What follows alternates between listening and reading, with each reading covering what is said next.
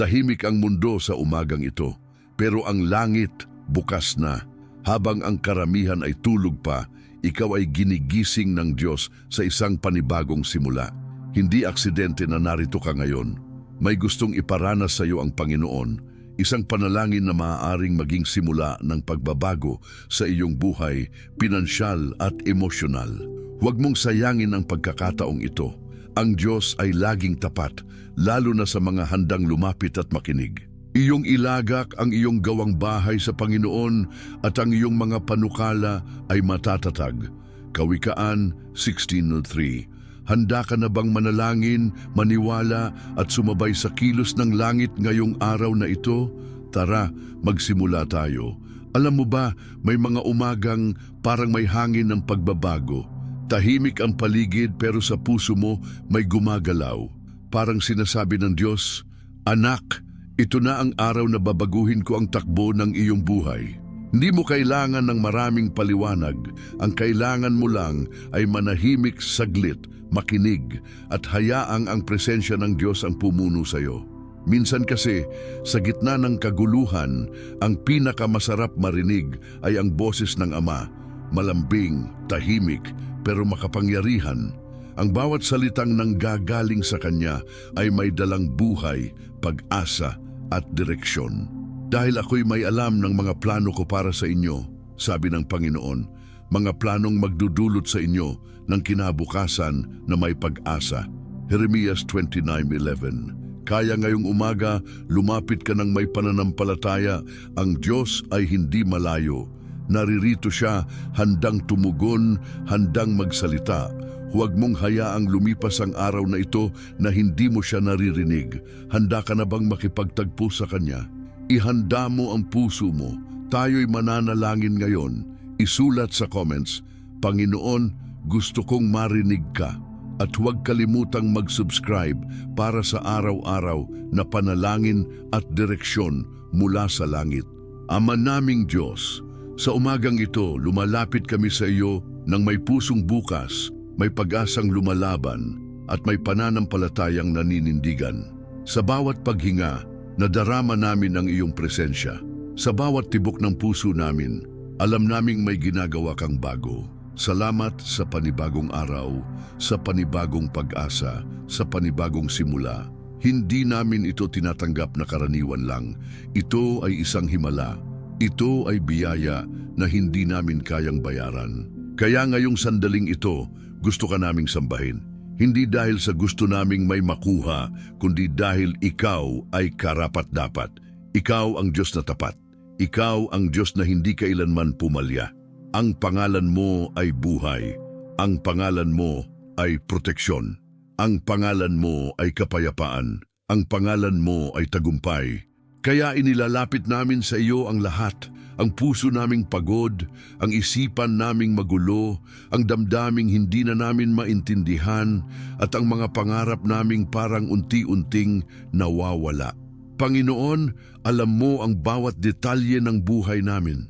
Wala kaming kayang itago sa iyo, sa kabila ng lahat ng kabiguan, ng mga luha, ng mga pagsubok sa pamilya, sa pananalapi, sa kalooban. Narito kami, nakaluhod, nakataas ang kamay, nagsusumamo. Wala kaming ibang sandigan, kundi ikaw. Ikaw lamang, O Diyos, ang aming kanlungan.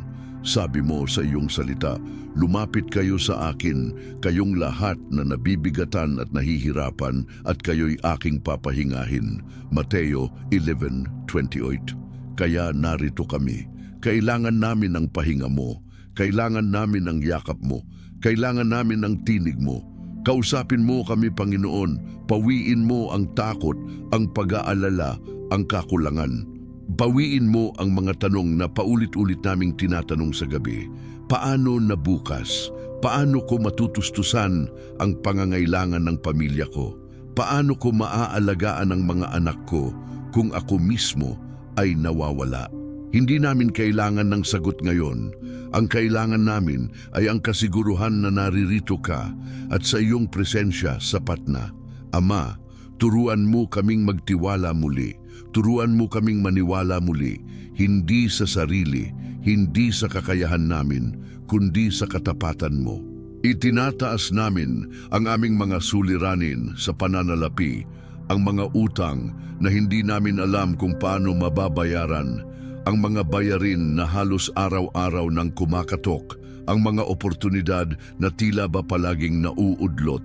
Sa lahat ng ito, inilalagay namin sa paanan mo ang aming mga alalahanin. Tulungan mo kaming magpatuloy.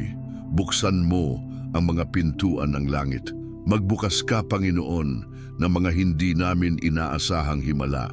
Sabi mo sa iyong salita sa Deuteronomio 28:12, bubuksan ng Panginoon para sa iyo ang kanyang masaganang imbakan sa langit upang padaluyin ang ulan sa iyong lupain sa tamang panahon at upang pagpalain ang lahat ng gawa ng iyong mga kamay.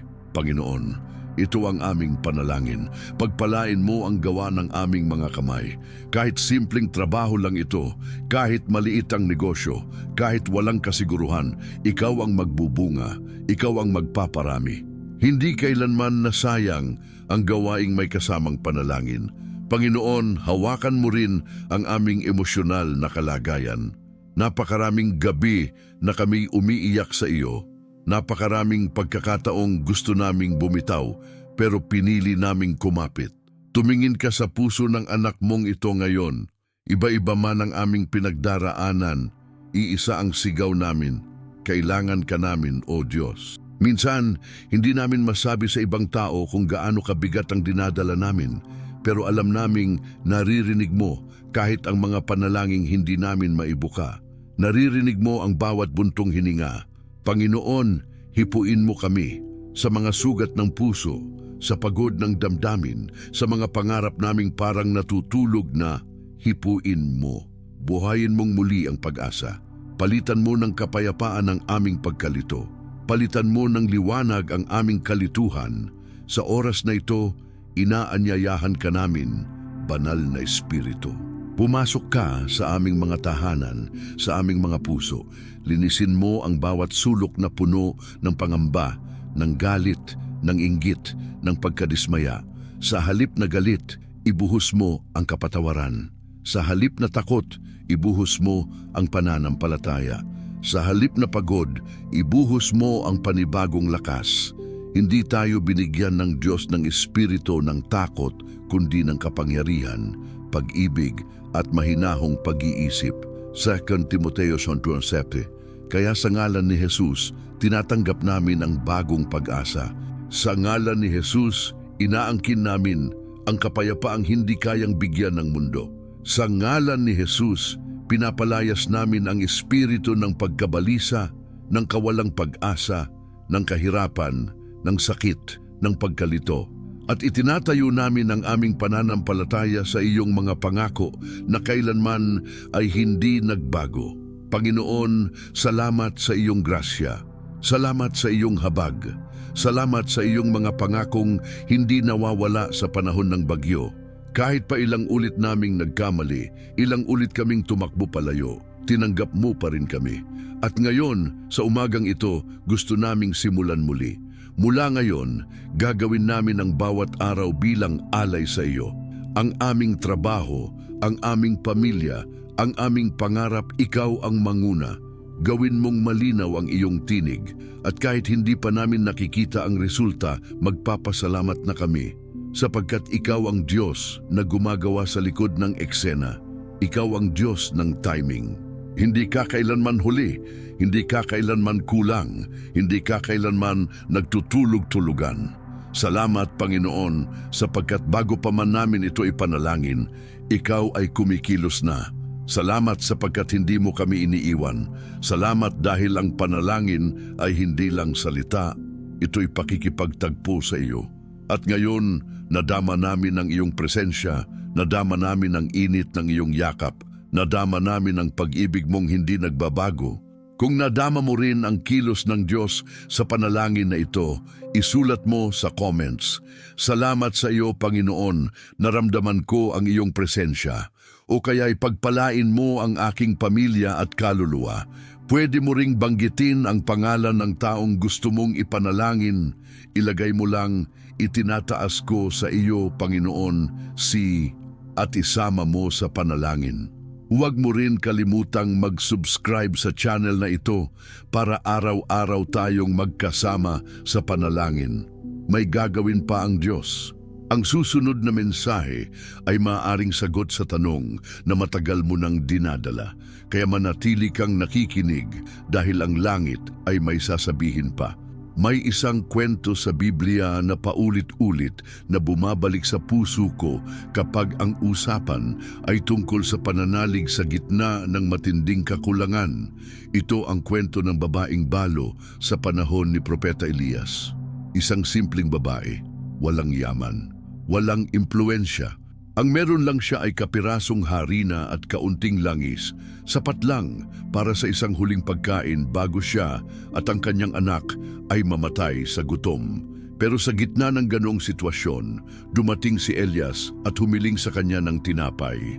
Isang kahilingan na sa mata ng mundo ay parang kabaliwan, ngunit sa mata ng langit, ito ay pagkakataon para sa isang himala. Tinanong siya ni Elias, "Bigyan mo muna ako ng tinapay bago mo ipaghanda ang sarili mo at ang anak mo." Sa unang tingin, para bang hinihingan siya sa gitna ng wala. Pero alam mo kung anong nangyari? Sumunod ang balo, ibinigay niya ang natitirang meron siya, ang kakaunti. At mula sa araw na yon, ang kanyang lalagyan ng harina ay hindi naubos at ang kanyang bote ng langis ay hindi natuyo. Araw-araw may biyaya.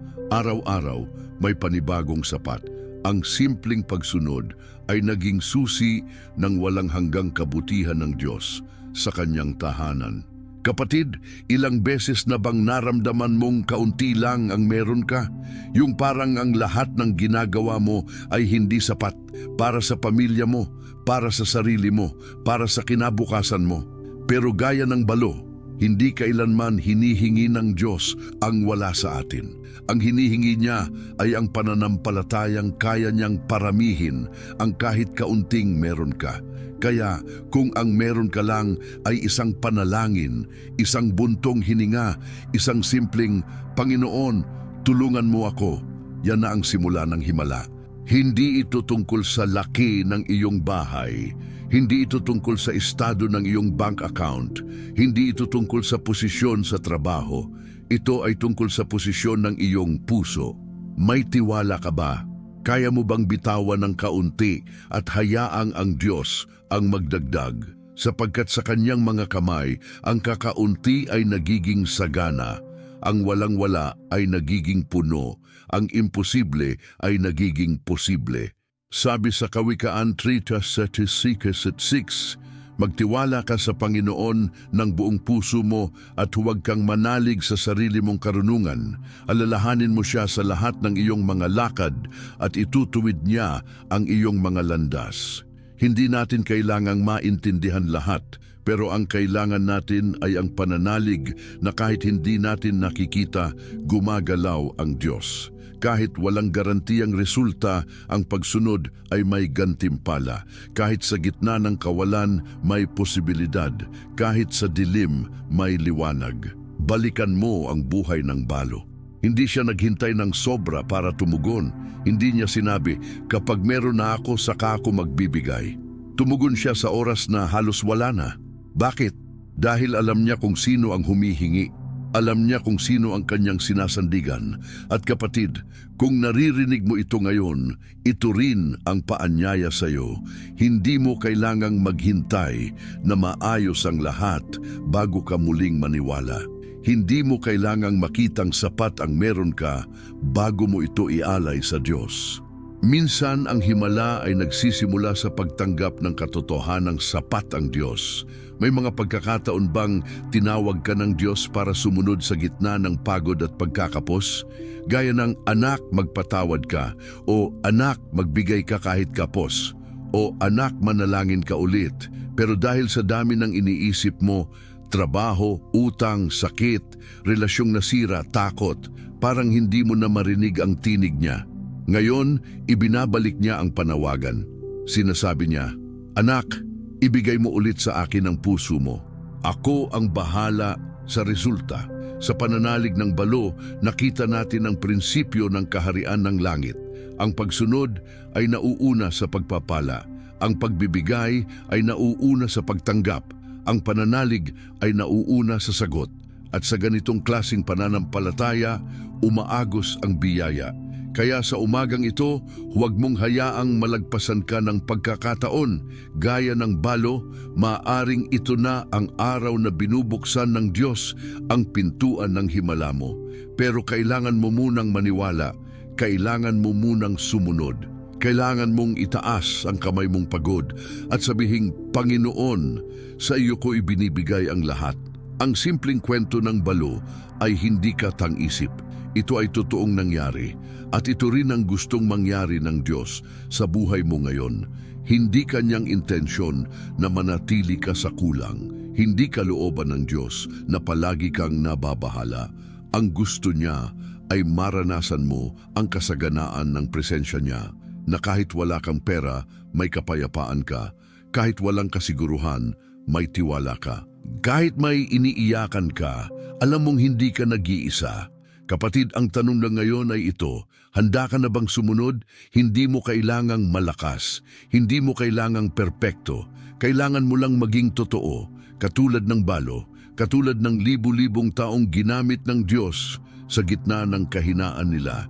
Sabi sa 2 Korinto 2:9, ang aking biyaya ay sapat para sa iyo, sapagkat ang aking kapangyarihan ay nahahayag sa kahinaan. Kaya kung pagod ka, kung kulang ka, kung umiiyak ka, yan na ang pagkakataong maipakita ng Diyos ang kanyang kapangyarihan sa buhay mo. At sa mga oras na tulad nito, ang mga simpleng panalangin ay nagiging makapangyarihan. Isang piraso ng pananampalataya lang ang kailangan para gumalaw ang langit. Katulad ng sinasabi sa Mateo 10:20, kung kayo'y may pananampalataya na kasinlaki ng butil ng mustasa, masasabi ninyo sa bundok na ito, lumipat ka roon, at ito'y lilipat. Walang bagay na hindi ninyo magagawa. Kaya kapatid, anuman ang kinakaharap mo ngayon, utang, problema sa trabaho, sakit, kabiguan, relasyong nasira, pangarap na parang hindi na maaabot, tumingin ka sa Diyos na gumawa ng himala sa buhay ng balo at maniwala kang kaya niya rin gawin ito sa iyo. Gaya ng nangyari sa Kanya, maaari ring mangyari sa iyo. Hindi mo kailangang maintindihan kung paano. Ang kailangan mo lang ay ang katapatan sa pusong nagsasabing, Panginoon, naniniwala ako. Kung nadama mong may sinabi ang Diyos sa iyo ngayon, isulat mo sa comments, tulad ng balo magtitiwala ako. Pwede mo ring ibahagi ang isang bagay na gusto mong ialay sa Diyos, isang panalangin, isang tao, o kahit isang takot na gusto mong bitawan. Isulat mo, Panginoon, ito ang iniaalay ko sa iyo at pangalanan mo ito. Huwag mong kalimutang isubscribe ang channel na ito sapagkat may susunod pang mensahe ng direksyon at lakas para sa iyo. At ngayong alam mo na ang kwento ng balo, oras na para malaman mo kung bakit may mga himalang hindi agad dumarating. Isa itong lihim na bihira ang nakakaalam. Hindi lahat ng himala ay agad dumarating.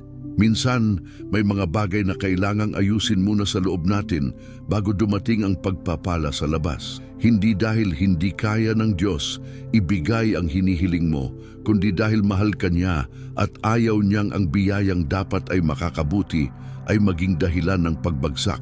Kaya may mga panahong tila pinapaantay ka niya.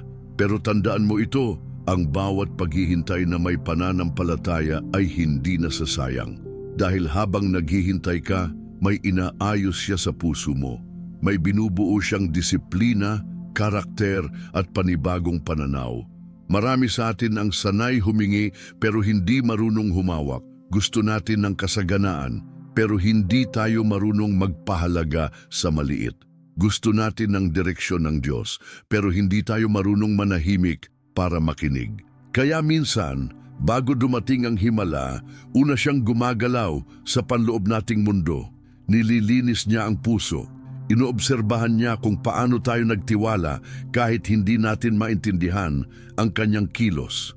Kasi ang Diyos, hindi lang interested sa resulta. Interested siya sa kung anong uri ng tao ang nagiging tayo habang inaantay natin ang kanyang tugon. Ito ang mga tinatawag na attitudes of faith. mga pusong handang sumunod kahit hindi buo ang larawan, mga kamay na marunong magbigay kahit kapos, mga labi na marunong magpasalamat kahit walang nakikitang dahilan, mga mata na patuloy pa ring tumitingin sa langit kahit lumuluha na. Sabi sa 1 Thessalonica 5:16-18, magalak kayong lagi, manalangin kayong walang patid. Magpasalamat kayo sa lahat ng bagay sapagkat ito ang kalooban ng Diyos para sa inyo kay Kristo Jesus. Kahit sa gitna ng problema, may puwang ang pasasalamat. Kahit sa gitna ng kawalan, may silbi ang pananalig. Dahil sa mata ng Diyos, walang maliit na kilos ng pananampalataya. Kaya kapatid, balikan natin ang sarili nating mga saloobin. Paano tayo nagre-react kapag may delay? Paano tayo magdasal kapag hindi pa dumadating ang sagot? Tayo ba ay agad na nagre-reklamo? O tayo ba ay nananatiling tapat sa panalangin? Tandaan mo, ang tunay na pananampalataya ay hindi nakabase sa nakikita kundi sa tiwala sa karakter ng Diyos. Kapag kilala mo siya, kahit wala kang nararamdaman, kahit wala kang nakikita, masasabi mong, Panginoon, alam kong may ginagawa ka.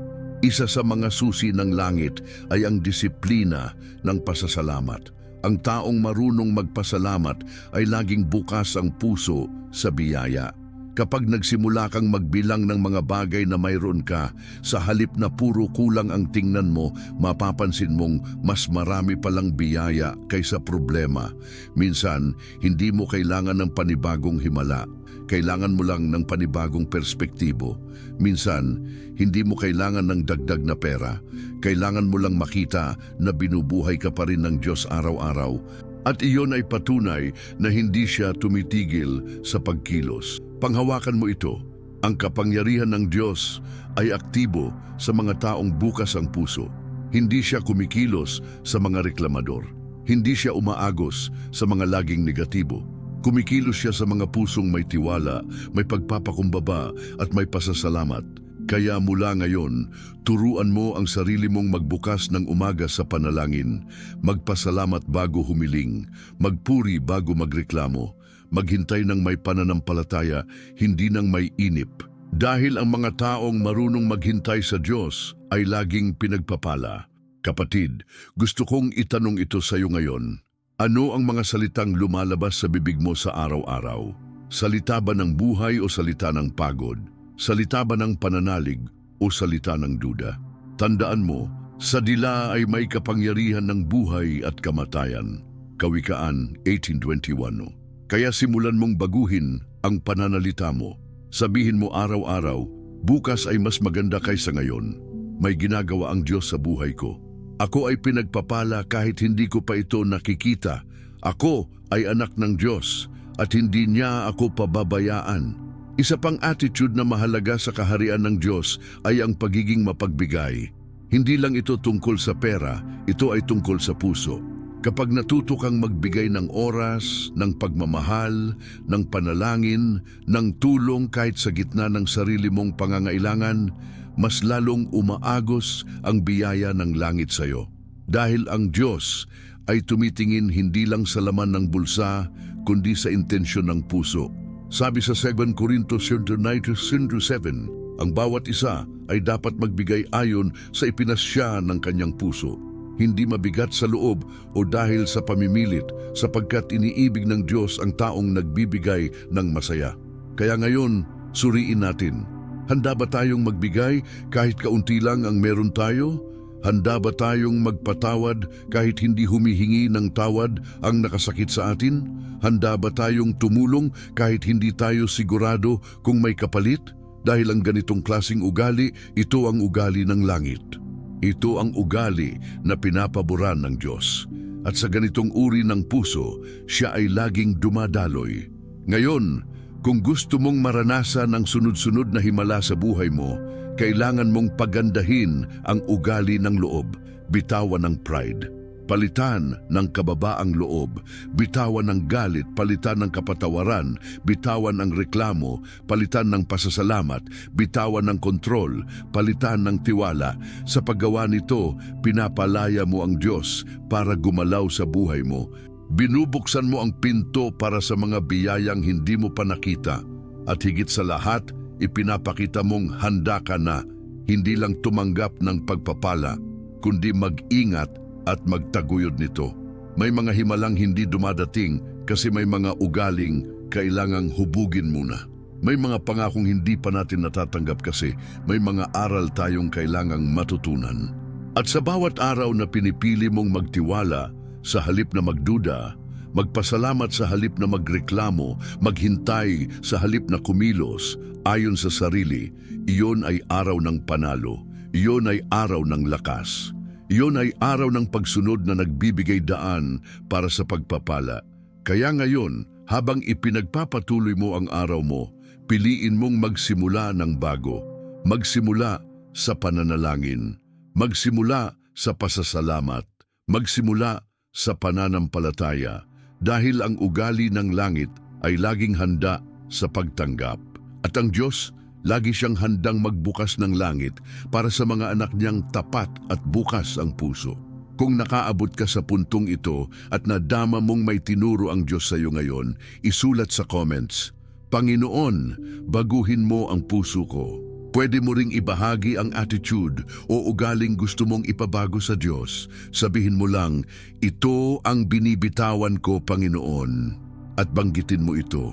Huwag mong kalimutang mag-subscribe sa channel na ito para mas marami pa tayong araw na magkasamang lalago sa panalangin at pag-unawa sa mga himala ng langit. Sa susunod, pag-uusapan natin ang isang lihim kung bakit may mga panalangin na parang hindi pinakikinggan at anong klaseng panalangin ang hindi kayang baliwalain ng langit. Hindi sapat ang basta manalangin, pati ang pagbukas ng puso para magpatawad ay mahalaga. Ang hindi sapat, ang hindi pagbitaw, alam mo yan. Kaming lahat may dala-dala, sakit, galit, pagkabigo, pero pinapabigat nila ang ating damdamin at hinaharangan ang agos ng biyaya. Kaya kapag pinagnilayan mo ang buhay mo, itanong mo sa sarili, may dalang galit o sama ng loob ka ba ngayon? May taong hindi mo pa pinapatawad. Ang hindi pinatawad ay parang tanikala sa puso mo, nililimitahan ng himala. Sa gitna ng panalangin, sinasabing bigyan mo ng puwang ang kapatawaran. Huwag iisipin na pinakamahirap ang magpatawad, sila ang pinakawinasak. Kapag nagpatawad ka, hihilahin mo ang pagpapala. Maglagay ka ng aming Ama, binibigyan kita ng kapatawaran para sa taong at tandaan mong sinasabi ng Biblia na kung hindi natin pinapatawad, hindi tayo mapapatawad. Yun. May hugis ng pananalig na tinatawag na faith actions. Sila yung konkretong hakbang ng pag-asa. Maglaan ka man lang ng ilang minuto sa umaga para huminga ng malalim at sabihing, Panginoon, pinaniniwalaan ko kahit wala pang resulta.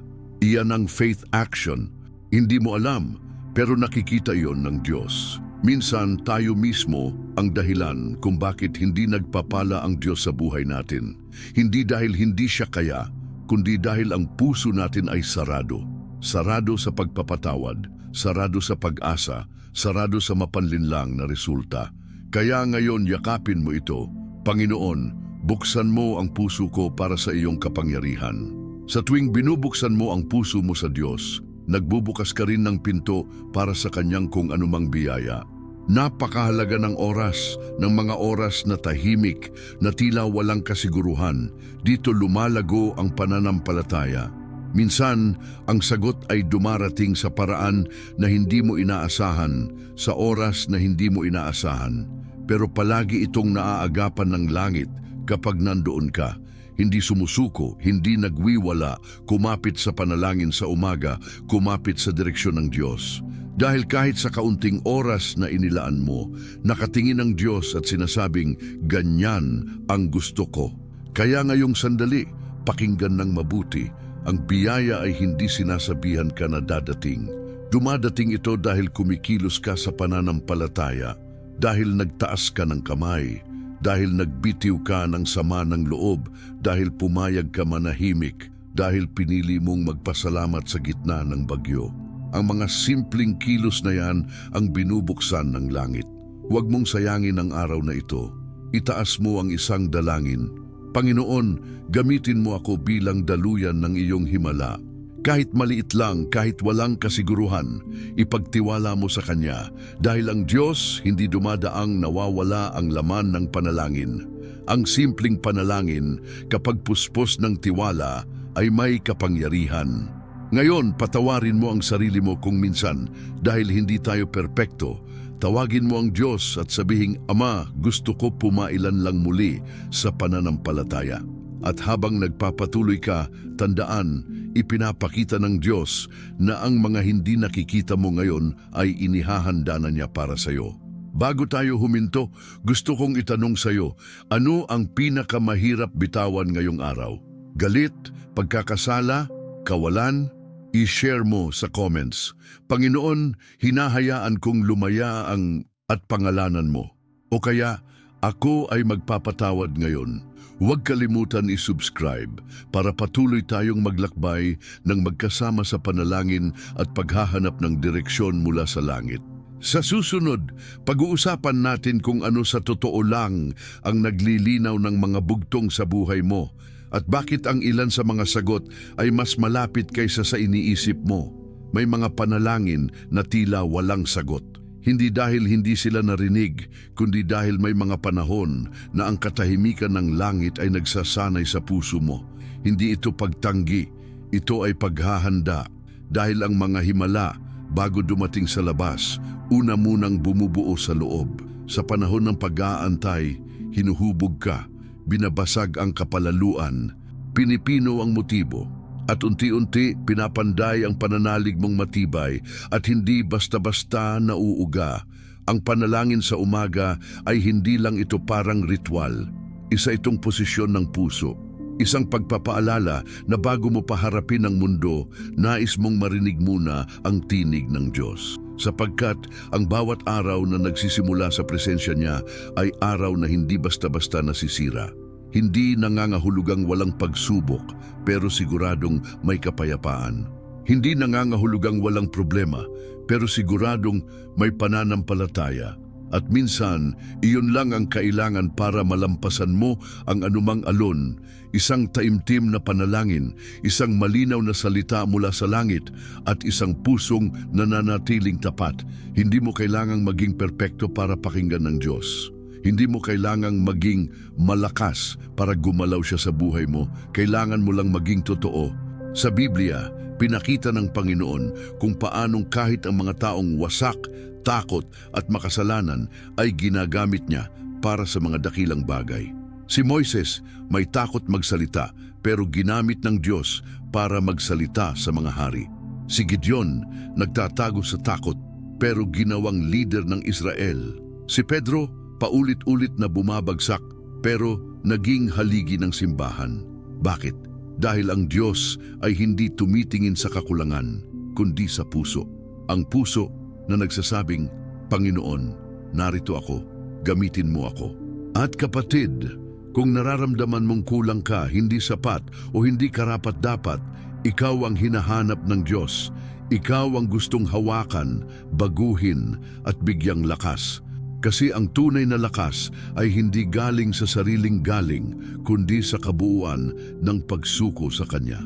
Sabi nga sa 1 Corinto 10, kapag ako'y mahina, saka naman ako malakas.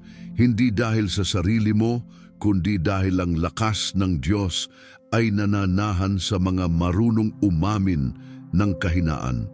Kaya ngayon, habang patapos ang panalangin na ito, huwag mong hayaan na ito lang ang huling beses mong lumapit sa Kanya. Gawing lifestyle ang pananalangin. Gawing kasanayan ang pakikinig sa tinig ng Diyos. Tuwing umaga, bago ka bumangon, sabihin mo, Panginoon, salamat sa bagong araw, salamat sa bagong pagkakataon, salamat sa iyong presensya. Sapagkat sa araw-araw na pasasalamat, nagkakaroon ka ng bagong pananaw. Sa araw-araw na paglapit, nagiging malinaw ang mga dapat mong lakaran. Sa araw-araw na pagdarasal, unti-unting nagbabago ang puso mo, hindi dahil sa sagot, kundi dahil sa relasyon mo sa Diyos. Huwag mong hayaan na ang problema ay maging hadlang sa pananampalataya mo. Gamitin mo ito bilang tulay para mas mapalapit sa Diyos. Dahil ang totoo, ang mga himala ay hindi palaging malalakas at dramatiko. Minsan, ang himala ay ang payapang gabi matapos ang magulong araw. Minsan, ang himala ay ang pag-iyak mo habang nagdarasal at ramdam mong may yumakap sa puso mo. Minsan, ang himala ay ang hindi mo pagkabitaw kahit pagod ka na. At kapag patuloy kang lumalapit, isang araw magugulat ka, narito na ang sagot, narito na ang tugon, at higit pa sa inaasahan mo. Kaya kapatid, ipagpatuloy mo ang panalangin. Panalangin sa umaga, panalangin habang naghuhugas ng pinggan, panalangin habang nasa trabaho, panalangin bago matulog. Dahil ang Diyos ay hindi lang nakikinig tuwing linggo, nakikinig siya araw-araw. Nasa tabi mo siya tuwing humihinga ka, nasa piling mo siya habang umiiyak ka, at ipinapangako niya sa Salmo 145:18, ang Panginoon ay malapit sa lahat ng tumatawag sa Kanya, sa lahat ng tumatawag sa Kanya, sa katotohanan. Kung naramdaman mong kinausap ka ng Diyos sa panalangin ito, isulat sa comments, "Narinig ko ang tinig mo, Panginoon." Pwede mo ring ibahagi ang isang tugon o panalangin na nasa puso mo ngayon.